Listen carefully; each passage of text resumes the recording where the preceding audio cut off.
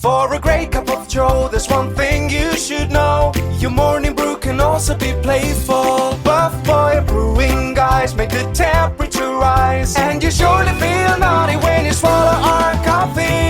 If you want some real heat, give your mouth a fine treat. You will want some more, rest assured. Buff Boy Brewing, you can't get enough of.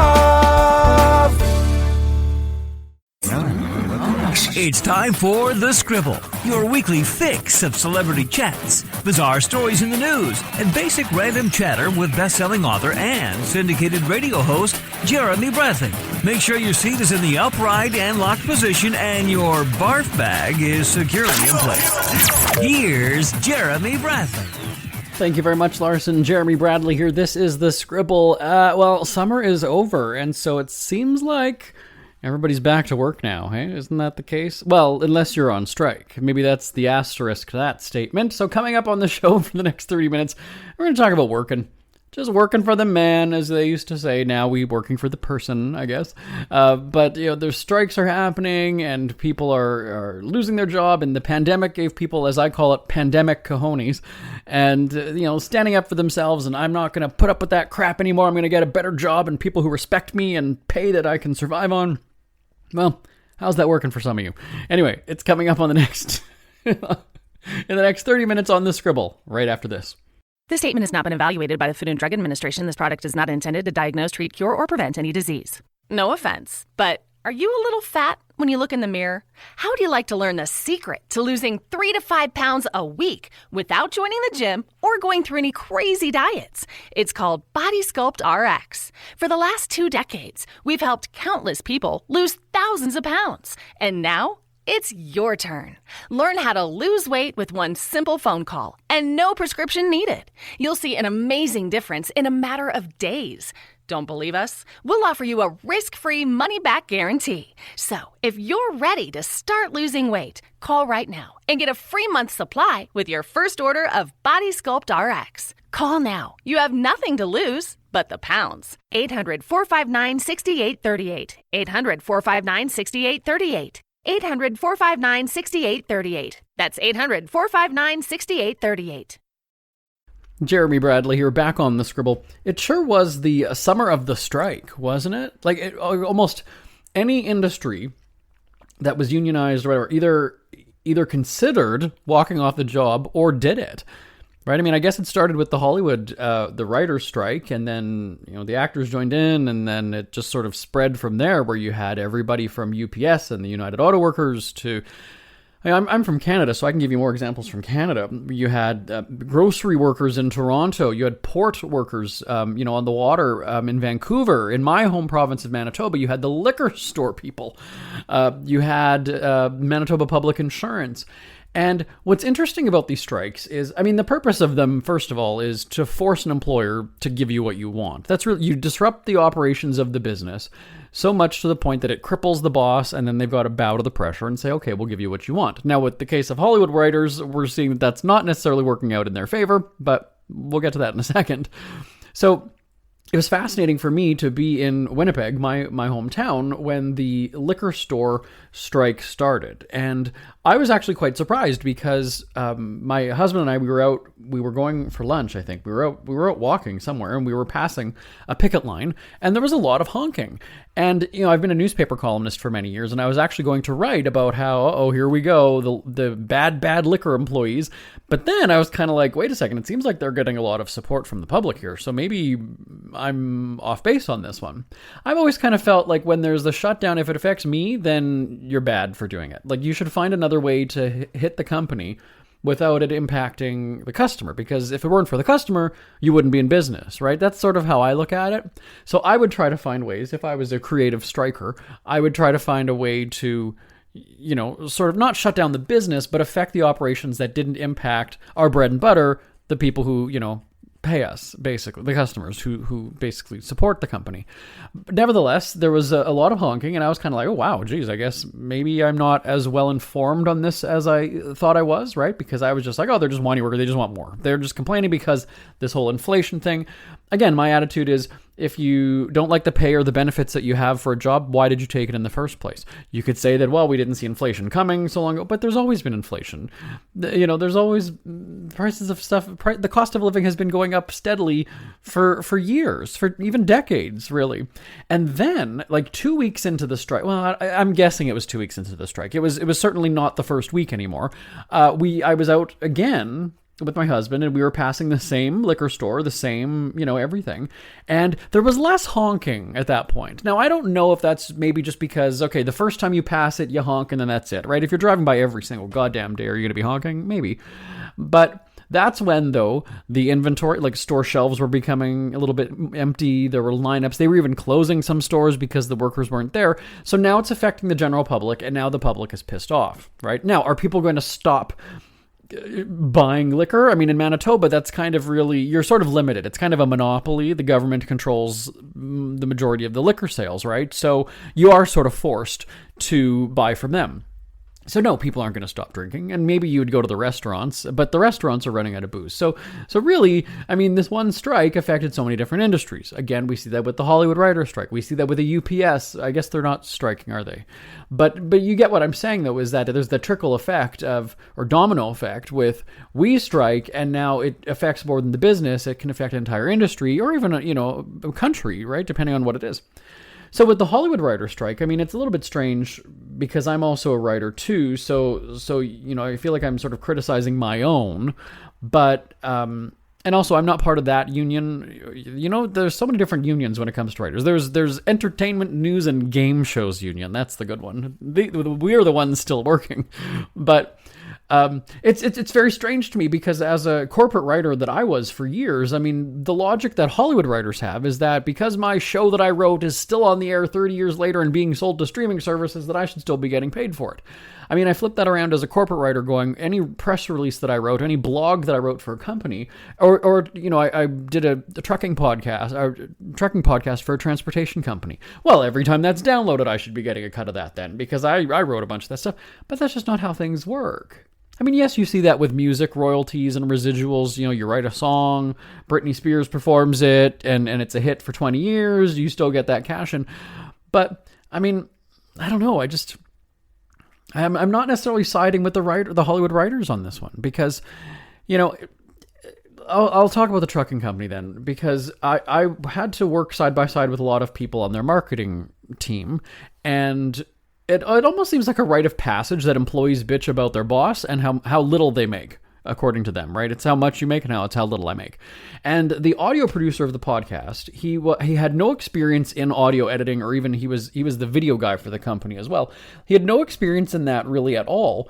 But every time we traveled a couple times to a few different cities to record the podcast, so I spent quite a bit of time with him. And it didn't take him long to just start bitching and complaining to an outsider about how he doesn't make enough money, and industry standard is this and this and this. And I mean, I saw what he was producing, and industry standard, I mean, I've been in the broadcast and video production industry for a while. He wasn't producing anywhere near close to industry standard, unless he's talking about, standards for a trucking company, I guess. Sure, that could be it. But nevertheless, he would bitch to me and complain about me, and I almost wanted to say to him, well, then find another job then if you're not happy with it. Like, if it's that big of a concern for you, then go somewhere else. I really don't get it. And that's something that is a symptom of workplace culture, is that you just, you didn't get a good enough raise. Well, here's the deal, though. You signed on at the very beginning, knowing full well what the pay and the benefits would be. You knew that you either had life insurance or you didn't. You knew that you would have... And in the case of unions, I mean, the raise, right? The pay scale is often spelled out, right? That after 2 years, it's this. After 3 years, it's this. After 4 years, it's this.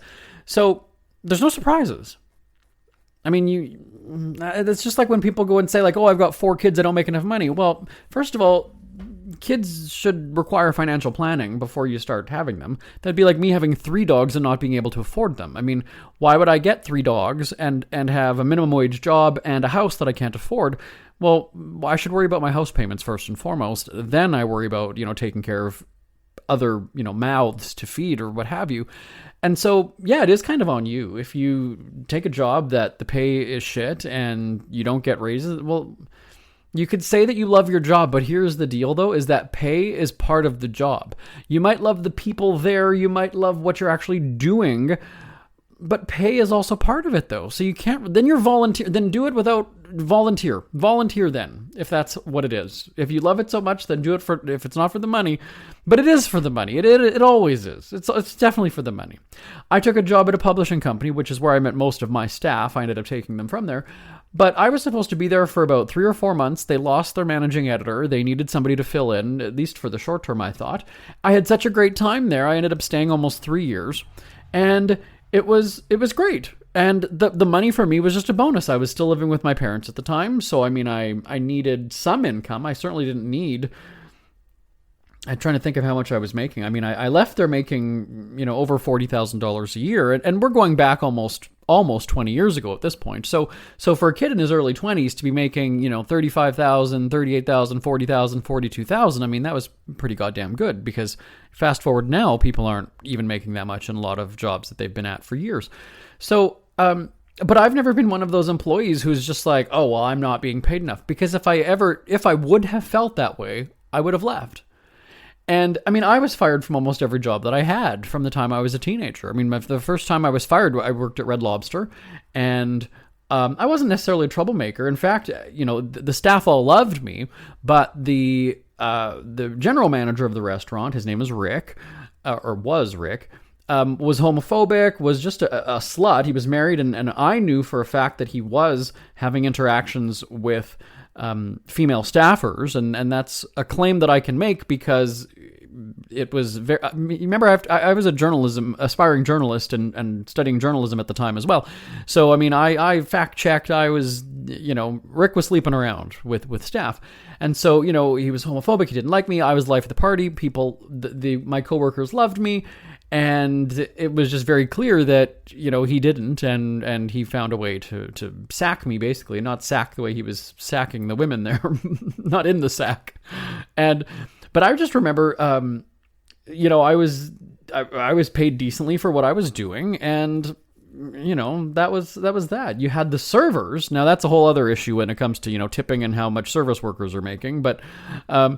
It's kind of like, well, do you really love seafood that much that you're staying at Red Lobster? Because if it's not suiting you, then go.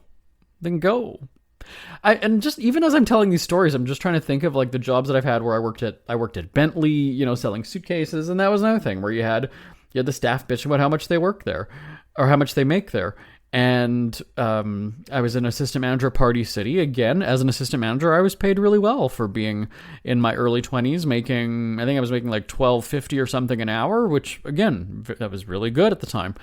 And the cashiers were always just, bitching and complaining. Then get the fuck out. Then leave. It's not if you're not happy it's not that you like the people. I like the customers. I like the products. It's so fun. Your pay is a big part of it. If you're then you're not happy with the job. Then you don't like it. Then you're not satisfied. Then move on. But I think the issue is that people don't speak up. I call them the pandemic cojones. We saw a lot of people up and quit their job because they started to recognize that they were or feel they were unappreciated, underpaid at my job. I'm not putting up with that shit. I'm not going to go work for those people anymore. I'm going to just do my own thing. Great. But it's the people who just go in and day out, not make a change, bitch to the absolute wrong people. Me being some outsourced podcast host at a trucking company. I mean, what the fuck can I do? I'm an ear to listen. That's fine. But at the end of the day, it almost became like a broken record where this audio guy is just going over and over and over again about how little he's paid and it's bullshit, whatever. But unless you've spoken to your boss, or unless you've spoken to HR, unless you've spoken to whoever that doesn't give a shit, then it's on you. It's really so. And of course, now we're going to have union workers emailing me or whatever. But I mean, it's just a bullying tactic. You're strong arming them. Really, that's what it is. You're trying to cripple the business, but there's that PR aspect of it. Thankfully, we live in a world where, the customers aren't going to hold that grudge for a very long time. You're going to be pissed off at the liquor store employees. You might not be very nice to them for the next couple of months. You're going to forget about it after a while, right? I mean, you're going to move on from it. Anybody who's holding a grudge, 2 years later after the liquor strike was over, well, get a life. But I don't know. I mean, just, yeah, the strike thing is just very interesting to me. It's very kind of weird where at the same time you're complaining that you're underpaid, but then you're walking off the job and not getting paid at all then. I mean, that's kind of the thing with the Hollywood strike where, like, okay, the writers are walking off the job, and then you hear about the big greedy CEOs of the companies going and saying, well, that's fine, we'll starve them out then. We'll starve them. If they don't have 6 months of savings, they'll cave to the pressure. They'll bow if they need the money. Or they'll find another job. They'll get out of the business, which is sort of asshole-ish. But at the same time, I understand. Like, yeah, I mean, okay, walk off the job. Well, you know what? Here's the deal then: is that if I'm the employer and I'm hiring writers and people to produce TV shows for me and produce content for me, I'm going to cancel your shows. Then, bottom line is, I'm going to cancel you. And, with the streaming services, and really there's only a few major big players in TV and, movie production, right? You got the big names. You got, Universal and then Apple and Amazon or whoever. But they've all got so much content. Like, that's where, with the TV season not starting, right? The big thing was, what are ABC and NBC and CBS and Fox and, all the others going to do? They're not going to have any shows. I'm sitting there going, they can go into the archives. They can do a retro night of like classic TV programming. I mean, they'll be hurting for new content, absolutely. But I mean, if they really wanted to, they've got a ton of crap on their streaming platforms. I mean, bring back the classic episodes of those sitcoms. Bring back that original, must-see TV, right? Bring back Friends and all that other crap then. Why not? NBC owns it. Bring back the original Thursday night lineup with, Seinfeld or whoever. Go for it. That's what everybody's craving with all these stupid reboots that end up not fulfilling the fans' interests in the shows. So I really I've run the gamut on this subject, haven't I? All right, send me an email, live@jbonair.com, live@jbonair.com. I mean, do you support striking workers? I guess it's one of those things where maybe you support them if it doesn't affect you, I guess. Right? I don't drink, so okay, I'm going to support... I do, I'm just saying as an example. Oh, so if I don't drink, well then who cares? Yeah, fine, stick it to the man, right? These are government workers. They're being screwed over by the government. All right, support them. But then, on the flip side of that, you got the drinkers who are affected by it and go, yeah, you know what? Screw it. No, these workers aren't even considering the public that they serve. So, fuck that. So, send me an email, live@jbonair.com, live@jbonair.com. Listen up, guys. Are you experiencing any of the following? Fatigue, less drive, poor performance? If so, you may be one of the nearly 30 million men in the U.S. today dealing with ED. But did you know you don't have to pay hundreds for a prescription anymore? And you don't have to deal with the hassle of seeing the doctor or the embarrassment of going to the pharmacy for a certain pill. Now with one free call, you can find out how Herbal Virility Max can help you feel like a man again. For over a decade, Herbal Virility Max has helped guys just like you put a smile back on their face with improved performance and drive. Call today and ask about our buy one, get one free offer. Save the money, save the hassles, and get the better blue pill. Dial 800-578-0179. That's 800-578-0179. 800-578-0179. This statement has not been evaluated by the Food and Drug Administration. This product is not intended to diagnose, treat, cure, or prevent any disease. Are you in bad pain? You know what I mean. Your knees hurt, your shoulder hurts, and your back. Oh my God, your back. They're constantly killing you. And I'm sure you've tried every pain pill or cream available at the drugstore. Am I right? Well, here is something you haven't tried. Pain Absolve. Pain Absolve is not available in any drugstore. The only way to get it is by calling today. We're so confident that it will work for you that we offer a free bottle with your purchase, no prescription needed, and best of all, each purchase comes with a money-back guarantee. Call now to find out how you can get Pain Absolve and get rid of your pain. Call 800-319-0582. That's 800-319-0582.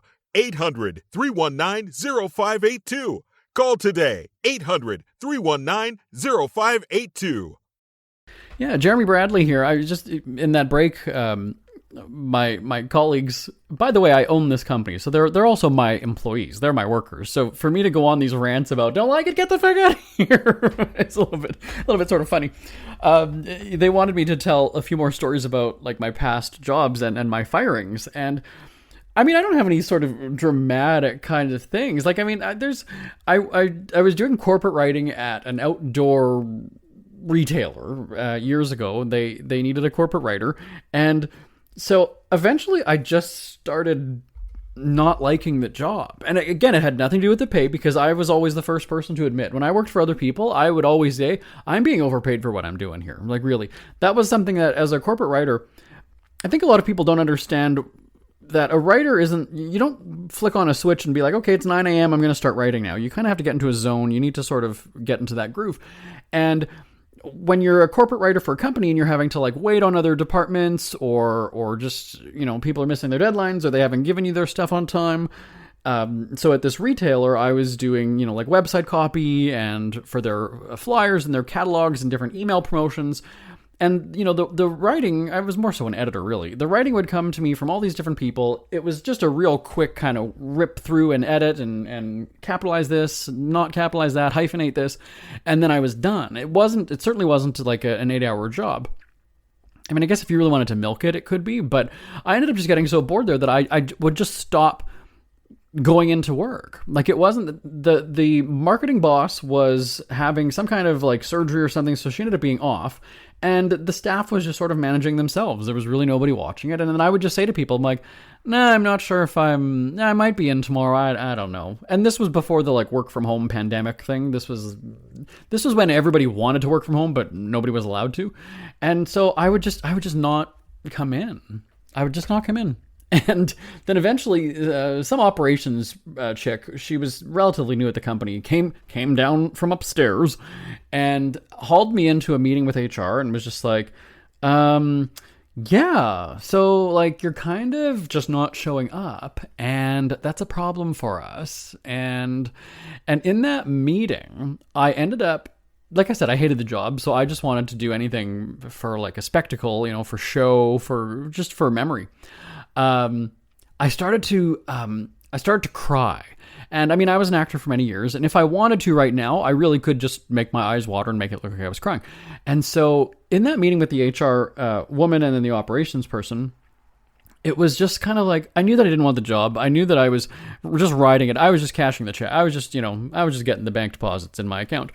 And so I wanted to try to get sympathy from them, because I believed that meeting, they were actually going to fire me right then and there. So I bide my time and I start crying and say that I've just been really in a bad space because my grandma has had some health issues and it's really messing me up. And I'm scared, and, this happened to her and that happened to her, and, we don't really know. And just crying. I'm not making eye contact. I'm looking down. I'm apologizing all the time because I'm crying so much and they can't understand what I'm saying. And I think that I got myself a few extra days there. And when I left that meeting, I was just kind of like, yeah, I'm done. I'm out of here. So, whatever. And I was on salary, so it's not like they were all of a sudden going to start docking me pay, right? I mean, I had, sick time or whatever it was, so they would just, take that off. And it was a week to the day later that I was off in a side room doing some editing, and there was a knock on the door, and it was a follow-up meeting with HR. And right then I knew I was just like, yeah, I'm done. Like, they're not going to come back and go, so you've had a week to think about things. It was like, no, we're gonna look heartless if we fire this dude because he's got a sick grandma or whatever it was. And so, yeah. Now that's where you can go and say, wow, that JB, that's pretty harsh that you go and like say that your grandma's sick or dying or whatever. To go, well, I mean, you can say things, right? And so, sure enough, I come in, they sit me down, they say, this is the end, it's just not working, and I left that, and my stuff was sort of packed up, right? Because they always orchestrate this, where so and so's being, they're having a meeting with HR at 9:30. In the background, someone's clearing up their desk, putting it in a box, burning it, throwing it outside into the snow, whatever it is. And sure enough, I come out of that meeting, and the receptionist, had my stuff there and said to me that there's a taxi waiting for you in front. And I didn't drive at the time. I was taking public transit. And it was just really funny because I was just kind of like, okay, good. And since they were paying for the taxi, I ended up having him stop and get me lunch. So I racked up, I think it was like a $75 taxi bill, just because I was like, whatever, you know. And so, yeah, I said earlier that I was fired from almost every job that I had. I mean, back to the Red Lobster story, it was really quite funny because this was probably the workplace where you could have the most inappropriate things happening. You'd have the sex jokes about the boss. There was even a Playgirl magazine in the back staff room. Somebody had brought it in, and it was just kind of sitting on a bench in the staff room. And I just remember, me being a teenage boy that I was at the time, I was kind of like, Playgirl magazine? Hell yeah. We didn't have the internet and all that crap really around that time. So I was just like, hey, a magazine of naked guys? Sure. And I ended up taking it, by the way. I stole it. I put it in my bag, and I probably still have it somewhere. But, you want to talk like workplace respect and harassment or whatever. I mean, the reason why I was kind of a shit disturber there was they brought in this new manager. I remember her name, Laura, short, chubby blonde woman who had this bubbly, zany personality and was very hands-on. Like, at one point, I don't remember what we were joking about, but she grabbed my arm and really squeezed it and started shaking me. Well, it bruised me. So I ended up calling the 800 number because, you have that open door policy where employees could report to the corporate office. Darden Restaurants, I think was the name of the company in Florida or something. And so I ended up calling, and I was just like, the manager kind of like assaulted me, like joking, but still like grabbed me and hurt me and whatever. And so as much as you can say that this is an anonymous report or whatever it was, all of a sudden I get in shit for reporting a boss, basically, right? They're going to have to know about it. How many other people's arms did she grab or whatever? Like, right, it's going to be easy to pinpoint which employee it was. So from that point on, I was just like, okay, the managers don't like me because you didn't just keep it between us in this building. You ended up going to the main people, but I just kind of thought, well, it's still wrong to like grab somebody and do that to them. And like I said, the general manager was, homophobic and everything anyway, so it was kind of like, all right, he doesn't like me, and I made his restaurant look like an idiot, right? Or make him and his restaurant look like an idiot by having, this manager that assaults people. So the writing was on the wall, but I mean, as a teenager, you're sort of embarrassed and humiliated because, you then have to go home, right? I mean, your parents are like, aren't you working today? And I don't remember exactly what I did, truthfully. I don't know if I ended up going home, like, right. Oh, that's right. I was fired before. I wasn't fired during a shift. I was brought in for some kind of a meeting in the mid-afternoon, so there wasn't really anybody in the restaurant. And was basically, I was brought in for a meeting and fired there. So it wasn't that I was fired, midway through a shift or at the beginning of a shift or whatever it was. That's right, I had to sit down and was booted.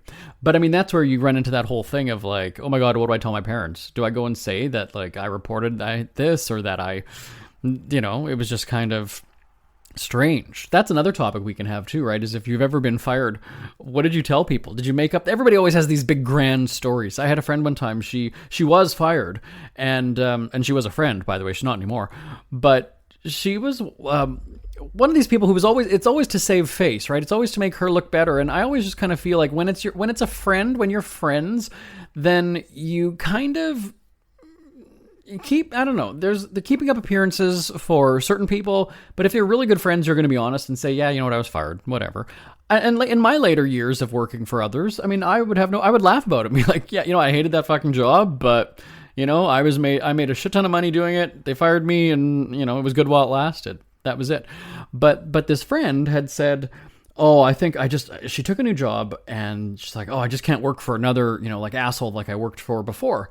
And I was like, oh, okay. So we'd gone for lunch, and then I was, again, I was my own boss. So I was, looking at the clock, and I was like, well, don't you have to get back to work? No, I'm off today. And I was like, well, that's weird because you just said that you were leaving work to come meet me for lunch, but now you're off today. And so it didn't take long for eventually the truth to come out that she was fired a few days earlier. And I just thought, okay, wait a second. Here I am, like a friend. We're talking. My aunt had just died. That's also kind of why we were going for lunch. She wanted to, do you need to talk? Oh, let's go for lunch. Let's just have a... And so, suddenly she's lying to me about, getting fired. And that to me was just very strange. And I mean, partially why the friendship ended, because I just like, I don't know, I just don't trust you now after something like that. That just seems sketchy. Like, why would you be lying to me? Lie to, other people. Lie to your former coworkers if they're going to reach out to you, on Facebook or Instagram, whatever it is. Lie to them and go, oh, I quit, or, this such and such happened, or I was laid off, come up with something. But to your friends, I don't know. I felt that was sort of slimy of her to do that. So I don't have any other firing stories. I do have to wrap this up. So I'm going to give you that email address one more time, live@jbonair.com, live@jbonair.com. Back in a moment on The Scribble. We hear you chirping. Get scribbling. Tweet up The Scribble at The Scribble Show. Join the discussion with Jeremy Bradley. It's all going down right now on Twitter @The Scribble Show and @thescribbleshow.com. Jeremy Bradley here, back on The Scribble. We're out of time. Thank you so much for your attention today. I will talk to you same time, same place next week. Bye-bye for now on The Scribble. Want more Scribble?